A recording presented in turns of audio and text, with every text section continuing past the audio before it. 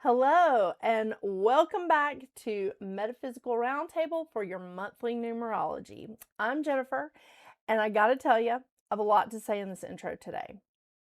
Okay, so just bear with me because we're at the end of the year, but we're also at the end of a 9-year cycle. All right, so there's some important things, and we've also had some previews this year to some of the big astrological changes that are going to take place in 2026.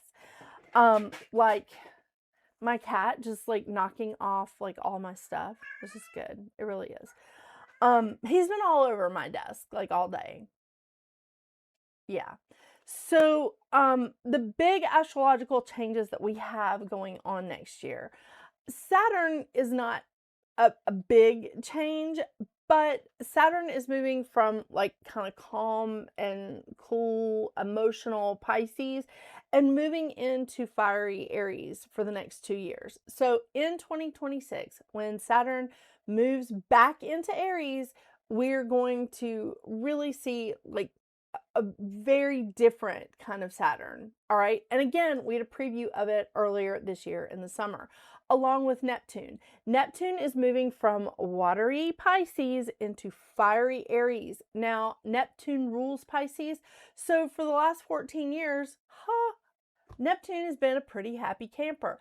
Now he is moving into Aries for 14 years. So the last time this happened was about 164 years ago. So bear that in mind, okay? So Neptune and Aries, I mean, it can be kind of volatile. So this is going to be interesting, all right, to say the least. Then we have Uranus. Uranus moving into Gemini. We had, again, a preview of that earlier this year. So Uranus is going to be in Gemini for the next 7 years, beginning in 2026. So 2026 is a 1 year, the beginning of a new 9-year cycle, and we have all of these big transitions. So again, we've had a nice like year of Pluto being in Aquarius. We've had a preview of what it's going to be like to have Uranus in Gemini, Neptune in Aries, and Saturn in Aries. There are these bigger changes that are coming that are going to be very interesting in how things are going to play out for the next 9 years. And really for the next, Pluto doesn't leave Aquarius until 2044. So it's going to be a minute, right? But this is an important time because we are looking at the end of a 9-year cycle. Look back at your life, look back at just like the last like 18 years or so, and look at the 9-year cycles that have taken place just with you in your personal life, from 2017 until now, because 2017 was a 1 year. Then look back at 2008. That was a 1 year. Take a look at these things and see how things have played out for you during that 9-year cycle. And I know I did. I said I had a lot to say. I do have a lot to say, and I'm not going to keep talking about it. I'm not going to keep harping at it because I'm very excited about the crystal for this month, and you can't really see it in this light. Tiger's eye. She's gorgeous. I mean, really. It's a beautiful, beautiful crystal. So, I picked that for a reason because we are moving into a new 9-year cycle. We're moving into a 1 year in January. And I am very excited about it, but we all need some courage. We all need some courage, and I'm hoping this tiger's eye brings it to us. So let's kick this off, all right? And I'll try to go through the astrology really quickly, but I've been listening to things that people have been telling me, and I've made little notes along the way to tell you what I think is going to happen with some of these squares or trines or whatever, okay? So on the 4th of December, we are starting off the month with full moon in Gemini that hits its peak at 6:14 p.m. Eastern Standard Time. On the 6th and the 7th, we have an important and our last water trine of the year, and maybe our last water trine, especially with these planets for a minute, with Mercury in Scorpio, Jupiter in Cancer, and Saturn in Pisces. Again, Saturn is leaving Pisces, and he's not going to be back for 29 to 30 years. So yeah, we're not going to have this water trine for a while. So again, we have Mercury in Scorpio, Jupiter in Cancer, and Saturn in Pisces. So this is inspiring. There's a lot of inspirational communication. I really love this. I'm really excited about it. And we had this trine also last month in November. On the 8th, we have Mars square Saturn, and this is going to be frustrating. So Mars is obviously the ruler of Aries, and Saturn rules Capricorn. These are two very stubborn signs. I can say that I have Capricorn ascendant, but I mean, one of my dads is a Capricorn. Come on. Like, this is stubborn. So this can be a very frustrating little square here. So for a couple of days, we can have some frustration. Then on the 10th, we have Neptune going direct in Pisces. We also have Mercury opposing Uranus for the second time because, again, this happened in November. So that brings chaotic communication to the table. Spontaneous? That may be a better way to put it. I mean, it's my opinion. I just look at Uranus as the planet of chaos. Uniqueness. Unique. Okay, that's a better way to put it. Unique communication. Let's do that. Yeah. On the 11th, we have Mercury moving into Sagittarius. And remember, Mercury rules the opposing sign to Sagittarius. Mercury rules Gemini. So this is not the happiest place for Mercury. It's not the worst place. That would be Pisces. But it's not comfortable in Sag. But that's okay. It's not going to be there long. So, on the 14th, we have Mars square Neptune. This is confusion about like where we're headed. It's like our destination. Even if it's just a mental destination, or if it's a destination with our work or with our laundry or cleaning our house or just whatever. There's like, it's confusion in what we're focused on and how we're getting there. All right. On the 15th, we have Mars moving into Capricorn, and thank goodness. Oh my gosh, Mars loves being in Capricorn. Oh yeah, so this is so great because Mars in Sagittarius, it's not a bad place. It's not a bad place for Mars, but it's a little flightier than Mars like appreciates. So it's like a little too spontaneous with the frustration, with the anger. Maybe. Yeah, it's a good way to put it. Maybe it's not a good way to put it. I don't know. On the 19th, yes, I was like, I lost my place. On the 19th, we have a new moon in Sagittarius. Unfortunately, this new moon in Sagittarius, which hits its peak at 8:43 p.m. Eastern Standard Time, is square Saturn and Neptune. So manage your expectations with this new moon in Sagittarius. Okay? On the 21st, we have the sun moving into Capricorn. It is also winter solstice. So happy solstice. And Venus is square Saturn. Now, the thing about Venus being square Saturn is that it could give us some false hope with our relationships. So watch out for that, okay? On the 24th, we have Venus moving into Capricorn. Again, hallelujah. And incidentally, Venus is also square Neptune that same day, right before it moves into Capricorn. So when we see Venus square Neptune, even for a minute, it's going to cause tension between the reality and the illusion in our lives. Yeah. On the 30th, we have Mercury square Saturn. So stubborn communication. I know. It's so amazing because this is one of my rulers, and I'm double ruled by Mercury. There's a lot of stuff happening. A lot of stuff happening with Mercury. I mean, the trine is great, but these squares and oppositions, so much fun. Yeah.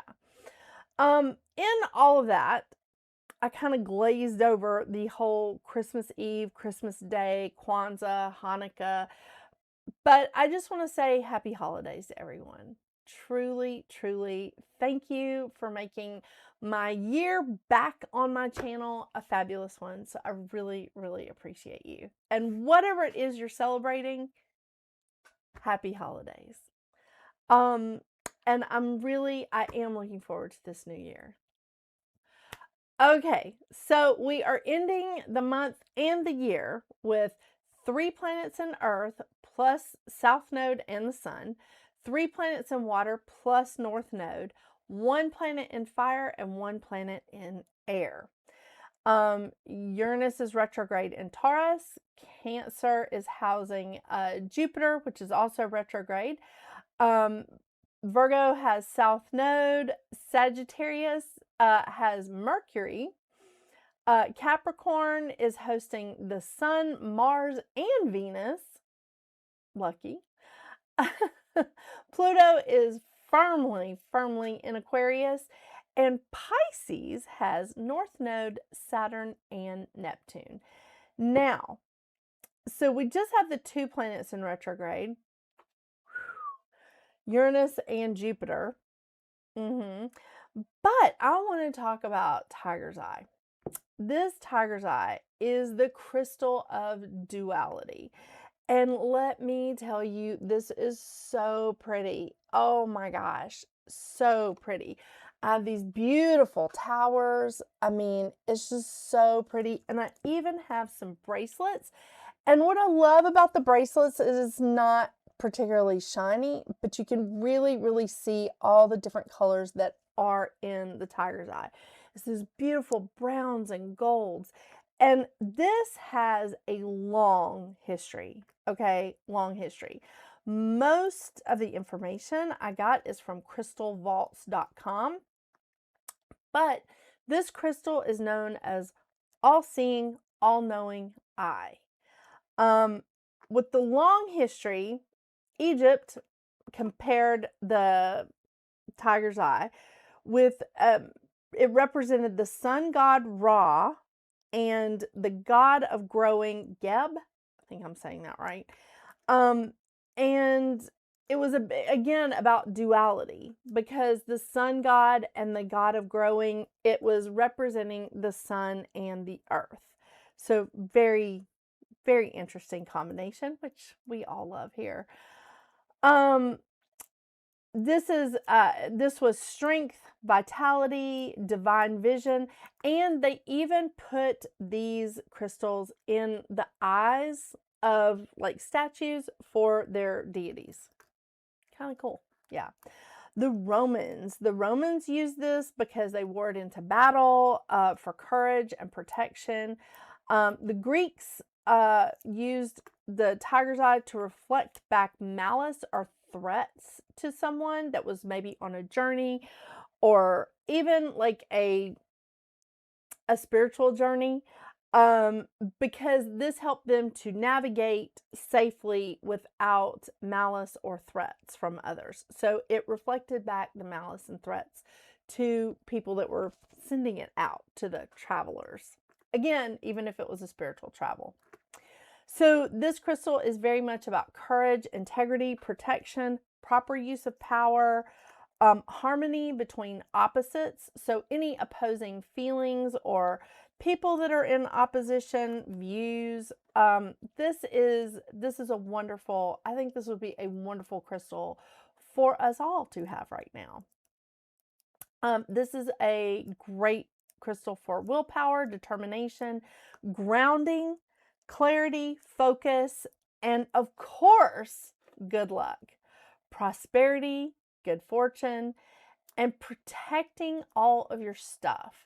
So protecting anything that like you own. Because again, this was historically speaking used to protect like your possessions.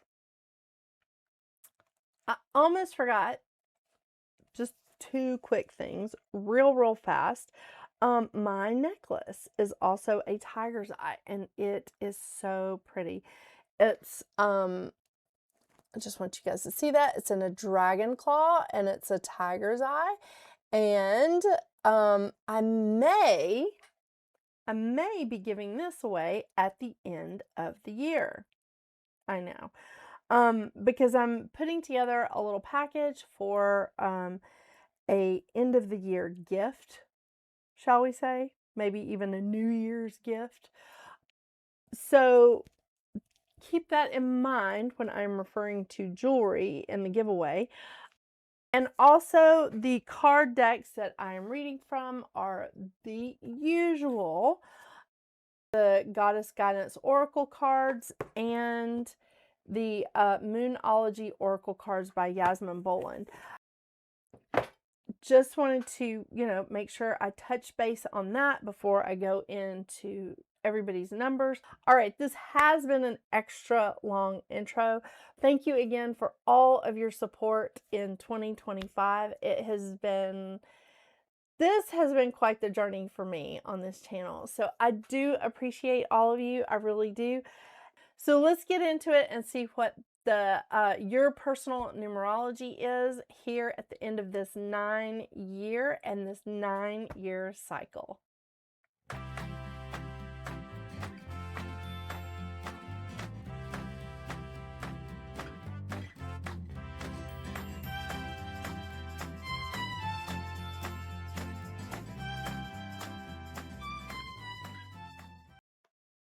Life Path 7. Do you feel lucky? Because you're getting a jump start on 2026 in December. December is going to be a 1 month for you. Oh my gosh. I mean, you really are going to jump into the vibration just a little bit ahead of the rest of us. And that makes sense because you are the spiritual mafia. I love that. It was an accidental, phrase that I coined for you, but I think it's perfect. Yeah. So the mantra of the 7 is I am inspiration. I fearlessly direct my creative ideas into action. The 1, did I say the mantra of the 7? I meant the mantra of the 1 because you're in the vibration of the 1. Oh my gosh. Yeah. Crazy. So the 1 vibration is exactly like what it sounds like. It's new beginnings. It's the genesis. Now, the thing about it is with the 1, it is initiative, it's courage, it's individuality, it's embracing opportunities, but it's independence. It's like embracing the inspirational ideas that are flowing in and taking leadership and just saying, I'm here for it. I'm going to get out there and I'm going to blaze a new trail. Every single person that I read for that is a Life Path 1 does just that. I mean, whether they have their own business, work for another company, whatever it is, they're very innovative and they are definitely ambitious. These are people that even if they're not executives, they have executive abilities. You know what I mean? So bringing in that 1 vibration, you're going to feel very self-reliant. You're going to feel like, you know what? I am confident enough in myself that I know I can do this. I can do it. Excuse me. This is slightly competitive energy. But I feel like it's good competitive. It's not like cutthroat. Okay, it can be. But that's a shadow side. It's more like just like, I know I can do this. I'm running into it. I'm running into this new idea, this new project, whatever, just full tilt.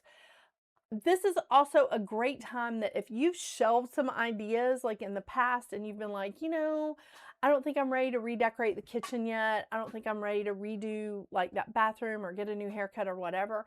This is a fantastic time to take those ideas down and say, I'm going to dust them off, polish it up, and see if this is the right time for me to execute it.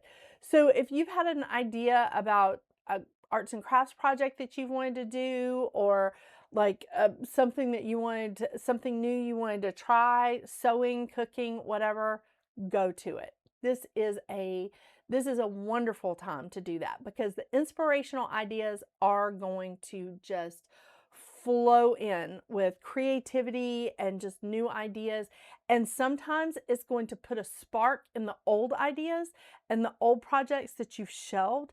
And now you take them down and you're looking at them with new eyes and you're just like, yep, ready to go, ready to go. It's awesome. The lesson of the one is to push through insecurities and doubt while developing confidence in one's own brilliance. And that is a huge part of the one, is just saying, it's not exactly the fake it till you make it kind of thing, but it is sort of. It's like putting yourself out there and going, I don't know how to do this yet, but I'm going to master it. I'm not really sure of this yet, but I have the courage to keep on it until I understand it. It is developing confidence and seeing that, yes, you can be good at this too.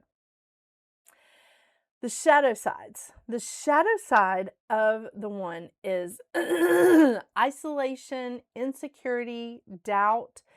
This can lead to people making, assuming that you are selfish, lazy, or aggressive. Because when we self-isolate or when we have that insecurity or doubt about ourselves, we just start going, no, I don't want to do that. I don't want to do that. I don't feel comfortable. So people start thinking that you're aggressive or that you're just too lazy to embrace like your gifts or whatever. It's not necessarily that, but it can come across that way to people. So that's why when I see people being like aggressively like telling me, absolutely not, I cannot do that. I'm like, oh, I'm not pushing you. I'm just telling you that I know you can. So I try to come at it from a different perspective. And I think that if you're encouraging yourself here, Life Path 7, this could end well for you if you start feeling those things. And every time I'm in a year or a month of a one, I definitely feel like insecurity and doubt. It creeps up on me. During this time, you really need to learn how to have work-life balance, all right? And learn to delegate, because you're going to have all this energy coming in, all these ideas coming in, and you really need to learn how to delegate and learn how to balance out your life with your work. I know it's not easy, but I'm telling you, you're getting a head start on what's going to be going on in 2026, which I am very excited about. I'm trying to see, I keep hearing him over there. I don't know if you guys can hear the cat, but I hear him. He's out there. He's probably just going to like jump up on my table and I'm just like, ah! He does that. I'm very excited for you, Life Path 7. I got to tell you, because you have high standards and you're all about spiritual connection and expanding yourself spiritually and metaphysically. And I just think that since you value connection and you trust your own judgment already, this is a good and solid time for you. And you're going to have this vibration again in February. You'll be doubling down on that energy. Oh, okay, come on. You have one job. Cordelia, go outside. Okay, seriously, you have one job, Cannon. Go outside. Oh, that's awesome. You've been indoors too long. Go outside and get some fresh air. Okay, it is a little chilly here in Georgia, but I think it's supposed to, like, we're supposed to have some pretty days. So chilly, but pretty. Yeah.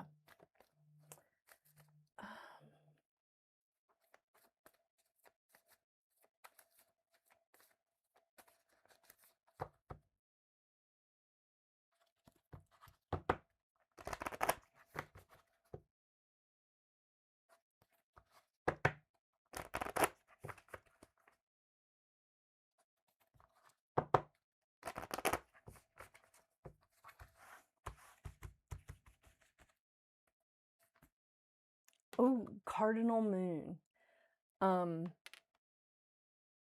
Be bold and make the first move. If that's not perfect for 1 month, I don't know what is.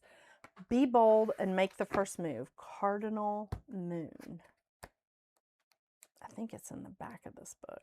I should probably put my glasses on. All right. Be bold, and there's Mercury. Be bold and make the first move. Now is the time to be bold, bossy even. Take matters into your own hands. Cardinal signs are powerful and self-starting, just like the one vibration. They're determined and great at organizing. Drawing this card strongly suggests that you're going to need to be all of those things to get your ideal resolution or position in the situation you're asking about.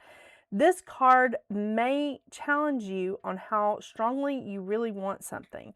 If you're worrying about a situation, it is a suggestion to be less passive. Instead, take an assertive stance as you steer events where you want them to go. Speak up for what you want. If you're serious about sorting things out, you may need to take the lead in some way, to step up as a leader. I am taking charge of my destiny. If that is not a one vibration, I can't even pull a better card than that for the one vibration that you're in this month. This is awesome for you, Life Path 7. It's awesome. Thank you so much for joining me today. And Mercury, mouse is over here somewhere. But thank you so much for joining me today. I hope to see you again in 2026.